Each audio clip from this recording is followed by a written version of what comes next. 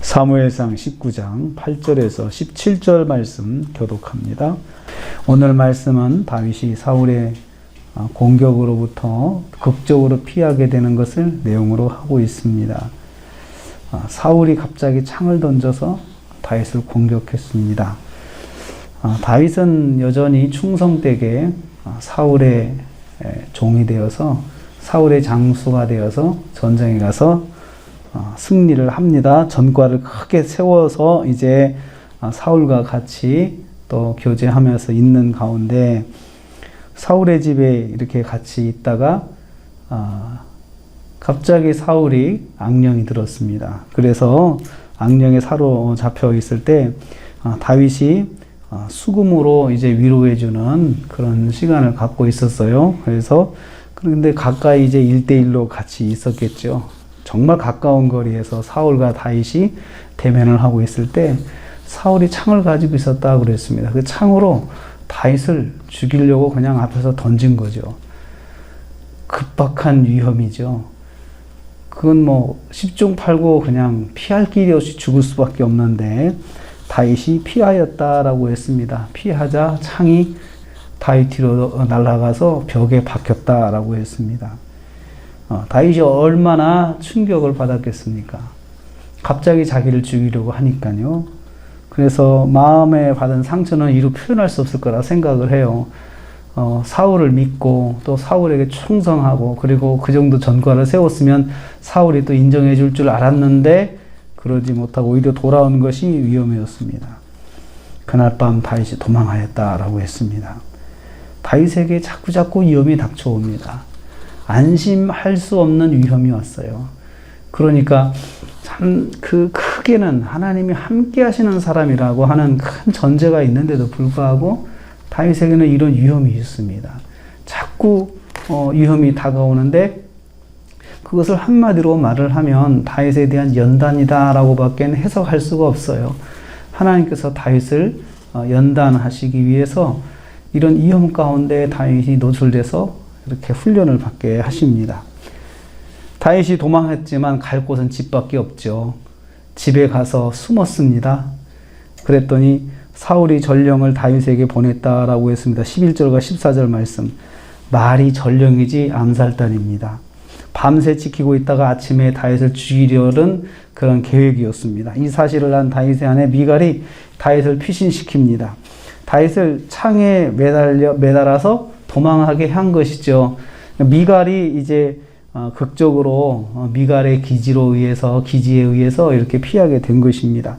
다윗이 그리고 자는 것처럼 꾸며서 암살단들이 안심하게 만들었어요. 도망간 것 같지 않게 침상에서 자는 것처럼 모양을 만들어서 이렇게 옆에서 집 밖에서 엿보다가 다윗이 아직 집에 있다고 안심하게끔 만들어 놓은 것이죠. 파견된 전령들에게는 다윗이 병들어 누웠다고 속였습니다. 14절 말씀입니다. 그래서 암살단들이 집에 들어오지 못하게 막았습니다. 이번에는 사울의 딸인 다윗의 아내 미갈을 통해서 다윗이 구원을 받습니다. 가까운 식구를 통해서 구원을 받게 되는 거죠. 하나님께서는 위험 가운데 있지만 피할 길도 주시는데 생각지도 않은 사람들을 통해서 하나님께서 도움을 받게 하시는 거죠. 사실 이제 미갈이 그렇게 적극적으로 했다고 하는 것은 참 하나님의 은혜다라고 생각을 합니다. 다시 사울이 전령을 보냅니다. 이번에는 아프다 그러면 침상채 들고 와라 그래요. 침상채.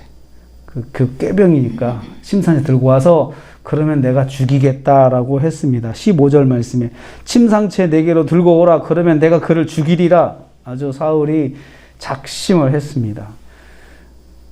그래서 전령들이 들어가 보니 이미 다윗은 도망가 버렸고 다윗은 거기에 없었습니다. 현장에 없어요. 그러니까 미갈을 혼냅니다. 미갈을 다그칩니다. 왜 네가 내 원수를 숨겨줘가지고 도망하게 해가지고 이렇게 나를 난감하게 만드냐라고 꾸짖습니다. 그럴 때 미갈이 거짓말을 하죠. 다윗이 나를 죽이려고 해서 내가 어쩔 수 없이 그랬습니다. 라고 말을 합니다.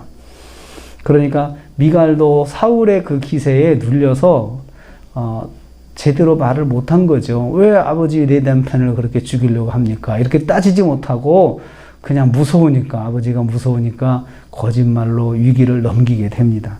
어떻든 간에 사울의 그 기세가 그 한번 이렇게 정신이 나가면 누구도 말릴 수 없는 그런 그 혼돈의 상태에 빠졌기 때문에 참 그 모두가 가까이 하지 못하고 무서워했던 것을 알 수가 있습니다. 다윗이 이제 도망을 갔습니다. 근데 이 시기에 대해서, 이 도망한 거에 대해서 도망했을 때 그 심정을 시편 59편에 기록을 해놨어요. 그래서 시편 59편을 보면은 다윗이 이렇게 도망할 때 쓴 것이다 라고 표현을 하고 있습니다. 그때 성경을 59편 전체를 쭉 읽다가 특별히 이 부분에서요, 다윗의 심정이 드러나 있는데 9절에 하나님은 나의 요새이시니 그 힘으로 말미암아 내가 주를 바라리이다. 절대절명의 위기 속에서 다윗이 하나님만 붙잡은 거죠. 하나님만 붙잡은 거예요. 하나님만 바라보고 하나님이 나의 요새시다. 내가 피할 곳이다. 하나님께서 나를 도우신다. 내가 하나님을 주를 바라리이다. 하나님만 바라봤던 거죠. 하나님만. 그러니까 그 상황 속에서 다윗이 훈련받은 건 뭐냐면 하나님만 바라보는 훈련을 받은 거예요. 하나님만. 누구도 의지할 수가 없잖아요. 하나님만 바라보는 다윗에게 하나님께서 미가를 통해서 구원을 얻게 하신 것입니다. 그렇습니다. 다윗은 절대절명의 위기 순간에 하나님께 기도했습니다. 하나님만 바랍니다.